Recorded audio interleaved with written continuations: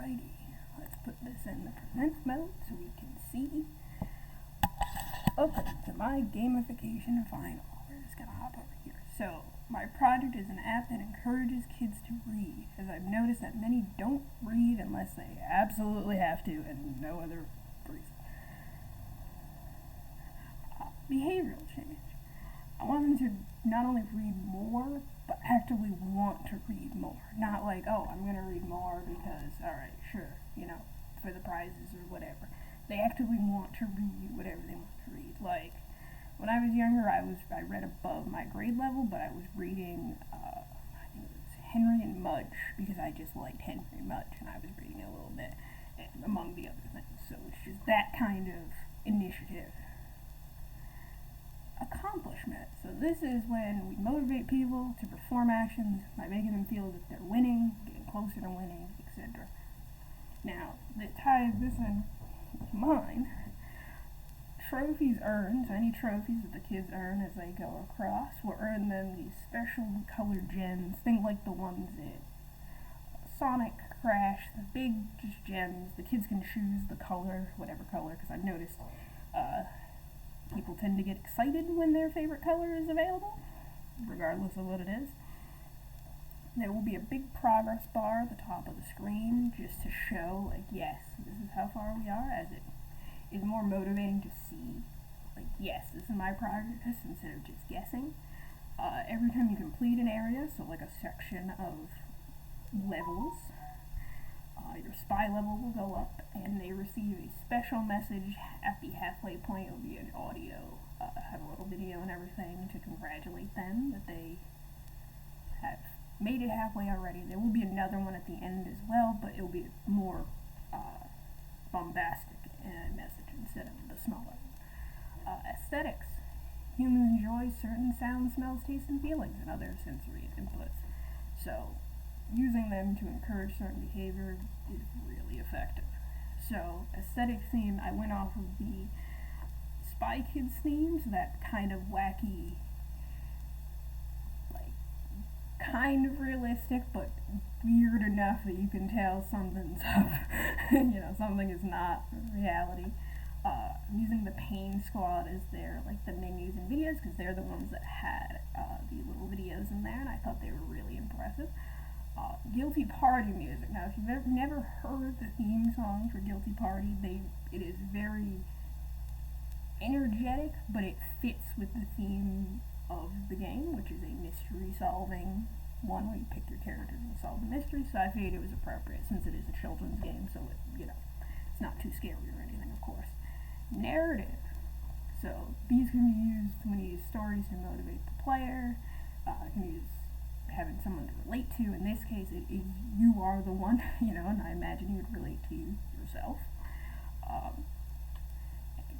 The other option would be to create a character that people can relate to, and, well, it's you, so. Now, the main narrative here is what is something that all kids want to do, but usually can't? Help. Most of the time, they want to help someone, whether it be each other, their relatives, or what have you. They want to help them, but they usually cannot, or they can't help to the full extent that they want to help, simply because they just, it's not safe, or they just don't know exactly what to do, and that's just not something that can be taught right now. So, the whole backstory of this is that the kids are using the power of reading to defeat the evil organization, which I have dubbed Stress. Just Stress. The acronym does not stand for anything at the moment, and that may change. Social influence. Now, humans care about impressing people. That is just how it is. That's why a lot of kids, they tend to act a little more out of character when there's new people around, because they want to do something, maybe do something they're not supposed to do, but they just want to look cool. That kind of behavior. So, as such, many of us look to each other when there's a reaction. So someone tells a joke, something sad happens in a movie or something, people tend to look around. So social influence in this one will be avatar icons, you can change those, cosmetics, which we'll get into this later, and background and map theme. So your actual avatar and stuff, when you go to your profile, you have like a background, you can change that.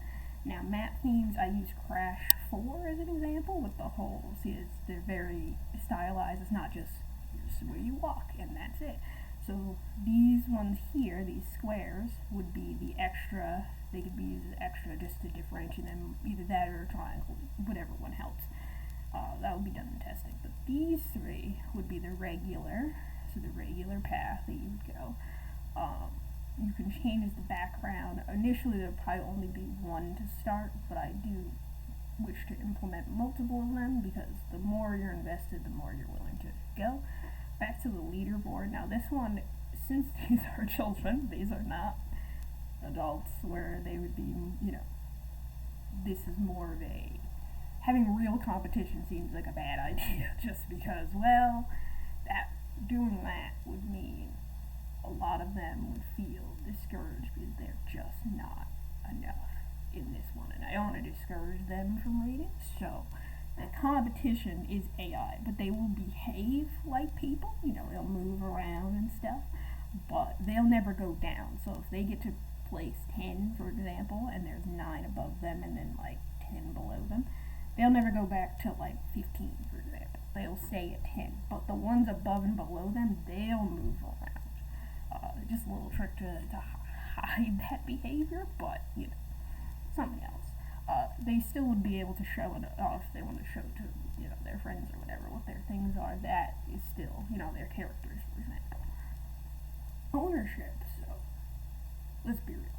People like to own things. Okay, they just like to own things. Let's be honest. That is just traditional human behavior. So the concept, the act, state, or right of possessing them, of course.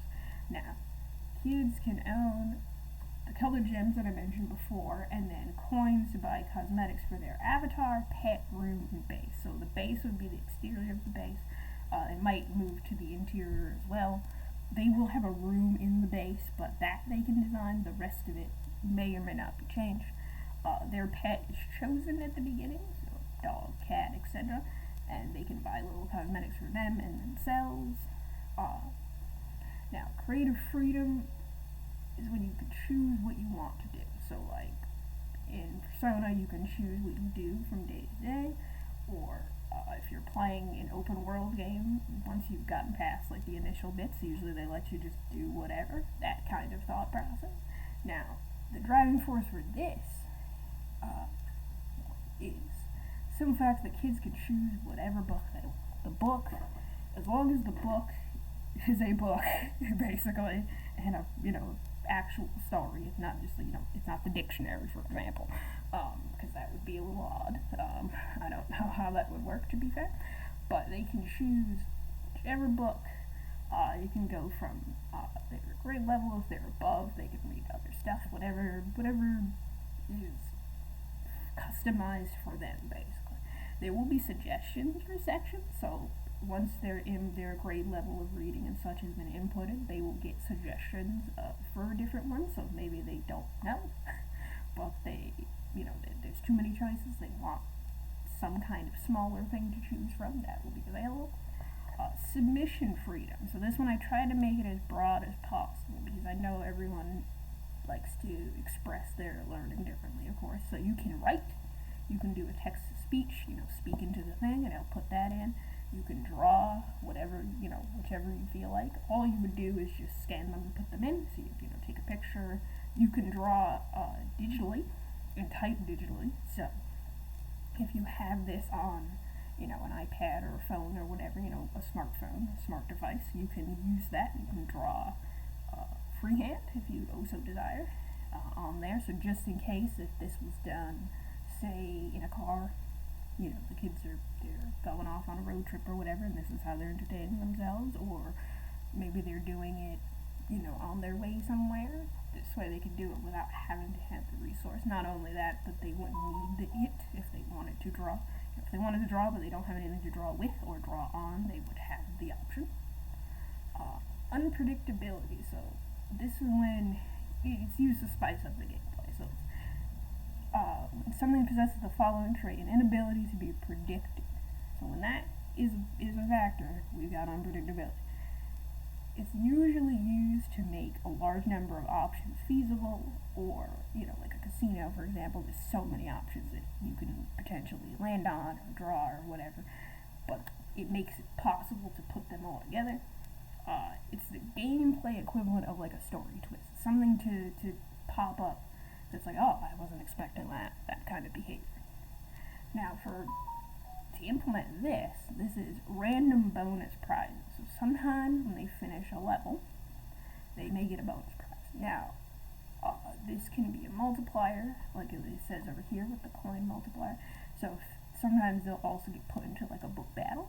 So they would go against another agent. Yet again, those are AI. But on the leaderboard, you'd have to battle them out, and you would get a coin multiplier. Now, this could be for your next level that they do. It can be saved. So if they want to save it, think about it like that. It will be brought up that, hey, you've got one, just in case, because, if out of sight, out of mind kind of thing.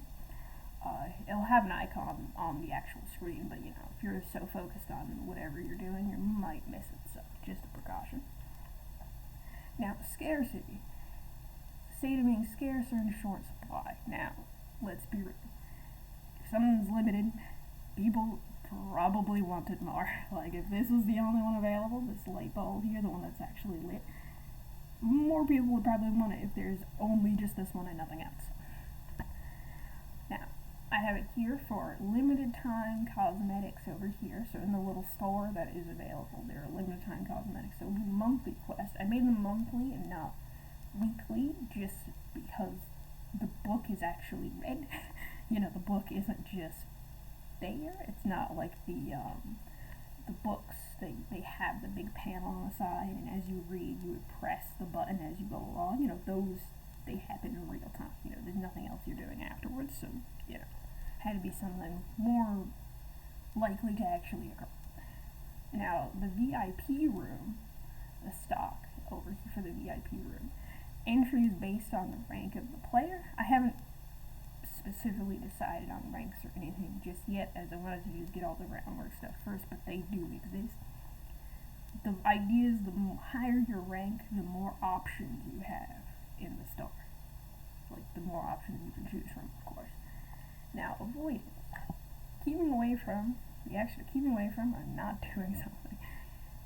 When they avoid, this is generally when a player will avoid certain choices or places to protect what's there. So if they know, like, hey, if I say this, that's something bad is going to happen, and I know something bad is going to happen. It's like the old school, I believe the new one has it as well, where for The Sims, where if you get when you're working, sometimes you'll get those random events.